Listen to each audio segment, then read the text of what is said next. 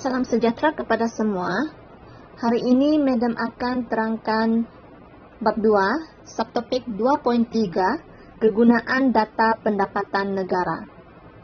Di akhir video ini diharapkan pelajar dapat menerangkan kegunaan data pendapatan negara, di mana terdapat 5 kegunaan data pendapatan negara. Yang pertama, alat pengukur kadar pertumbuhan ekonomi.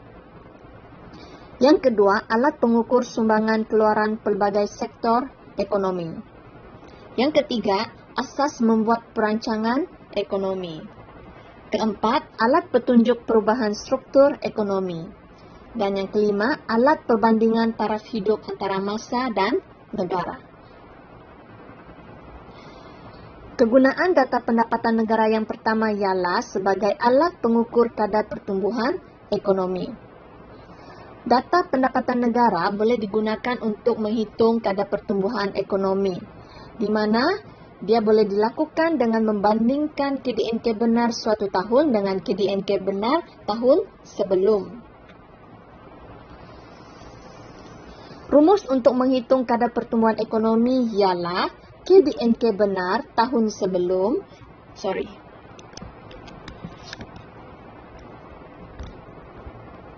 KDNK benar tahun semasa tolak KDNK benar tahun sebelum bahagi KDNK benar tahun sebelum darab 100.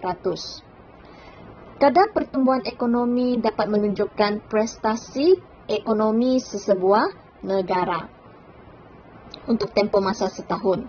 So, andaikan kadar pertumbuhan ekonomi pada tahun 2012 ialah 5.5%, ini bermakna keluaran negara benar telah meningkat sebanyak 5.5% berbanding tahun sebelum.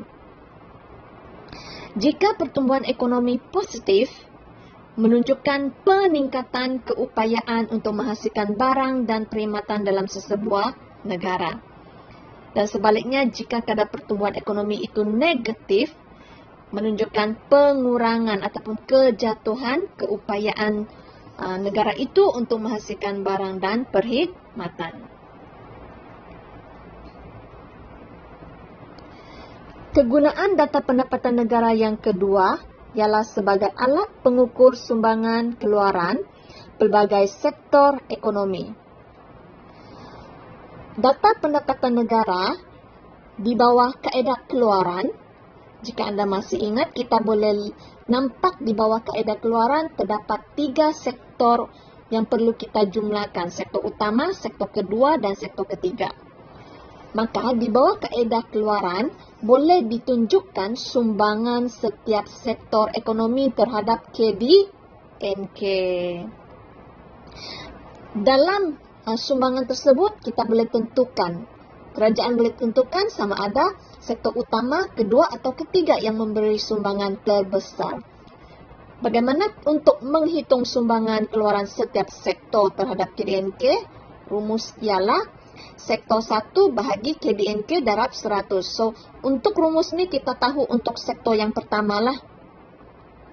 Untuk mengetahui sumbangan untuk sektor kedua, so kita akan ubah sektor 1 ni kepada sektor kedua. Bahagi KDNK darab 100.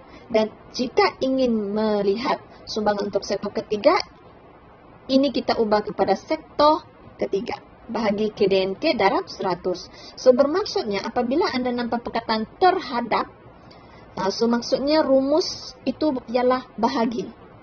Bahagi, okey? So, sumbangan dan kepentingan relatif setiap sektor itu dapat ditentukan. Kadar pertumbuhan setiap sektor juga dapat ditentukan. Sektor mana yang paling pesat, sederhana atau lambat pertumbuhannya. Maka maklumat tersebut boleh digunakan oleh kerajaan untuk menggubal dasar yang sesuai bagi mencapai matlamat ekonomi.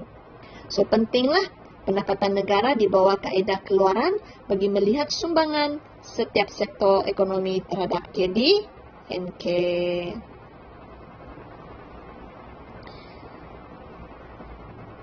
Okey, yang ketiga, data pendapatan negara digunakan sebagai asas membuat perancangan ekonomi negara. Data pendapatan negara dapat membekalkan pelbagai maklumat kepada kerajaannya untuk membuat perancangan yang sesuai bagi menggubal dan melaksanakan dasar ekonomi yang sesuai. Contoh, data pendapatan negara di bawah kaedah perbelanjaan, kita ada item C dan I contohnya. C, perbelanjaan penggunaan isi rumah. I, pelaburan. Dengan ada data ini, kerajaan boleh membuat ramalan dan menentukan rancangan yang sesuai untuk mengatasi masalah ekonomi. Contohnya, setiap tahun kerajaan akan menghitung pendapatan negara. Dan di bawah kaedah perbelanjaan, kita ada item C dan I. Dan jika dihitung pendapatan negara itu tahun demi tahun, jika menunjukkan data untuk C dan I itu mempunyai tren penurunan, tahun 2015, tahun 2016, tahun 2017 ada menunjukkan tren penurunan dalam C dan I.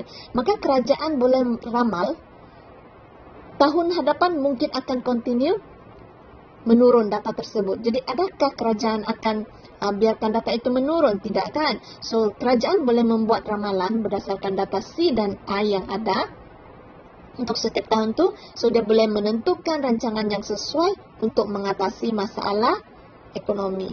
So menghalang ekonomi meleset berlaku.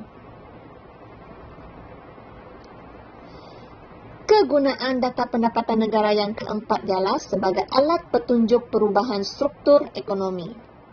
Data pendapatan negara boleh digunakan sebagai petunjuk perubahan struktur ekonomi.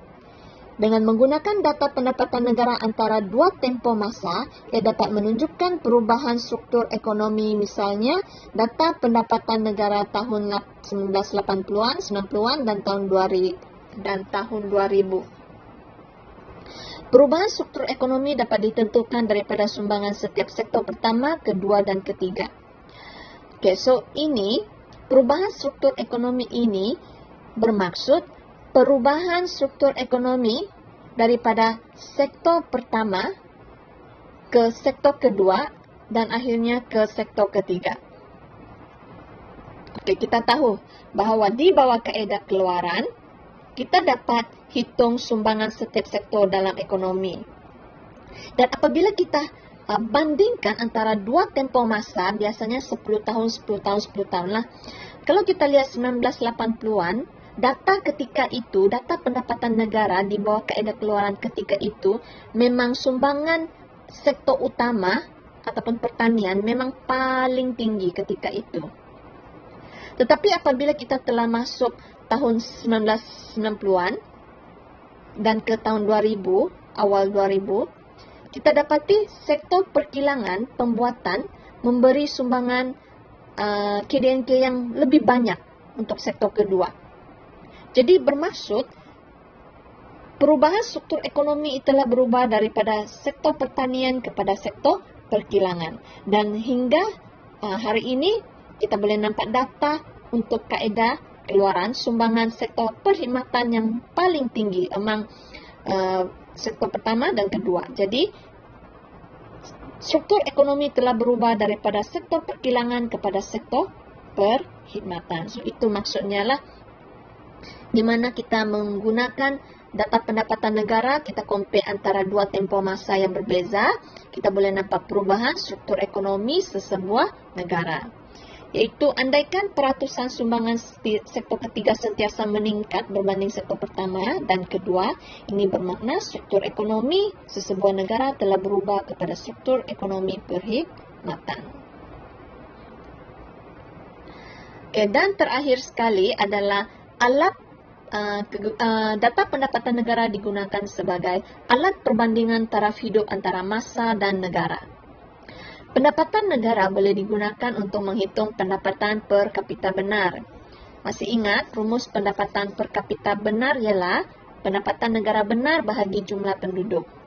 Dan kenapa kita perlu hitung pendapatan per kapita benar ini? Sebab dia boleh guna untuk mengukur taraf hidup rakyat sebuah negara. So ingat ya, apakah yang digunakan untuk mengukur taraf hidup rakyat? Jawapan dia, pendapatan per kapita benar. Semakin tinggi pendapatan per kapita benar, semakin tinggi taraf hidup rakyat. Semakin rendah pendapatan per kapita benar, semakin rendah taraf hidup rakyat. Okay, rumusannya, untuk kegunaan data pendapatan negara yang pertama, iaitu alat pengukur kadar pertumbuhan ekonomi, di mana digunakan untuk mengukur pencapaian ataupun prestasi ekonomi sesebuah negara untuk tempoh masa setahun. Yang kedua, sebagai alat pengukur keluaran pelbagai sektor ekonomi, di mana kerajaan boleh lihat ataupun menghitung sumbangan setiap sektor dan ikut sektor tersebut untuk mengukur jumlah keluaran dan boleh menggubal dasar yang sesuai. Yang ketiga, sebagai asas membuat perancangan ekonomi. So, berdasarkan data-data dalam pendapatan negara, kerajaan boleh membuat unjuran ekonomi. Yang keempat, sebagai alat petunjuk perubahan struktur ekonomi, di mana sumbangan keluaran setiap sektor ekonomi dihitung dan dibandingkan melalui dua tempoh masa, maka perubahan struktur ekonomi boleh ditentukan daripada sektor berubah ke sektor yang lain. Dan terakhir sekali ialah kegunaan data pendapatan negara. Kelima, sebagai alat perbandingan taraf hidup antara masa dan negara, di mana dengan mengukur pendapatan per kapita penduduk, taraf hidup sesebuah negara boleh ditentukan. So, itu saja untuk 2.4 kegunaan data pendapatan negara. Thank you, class.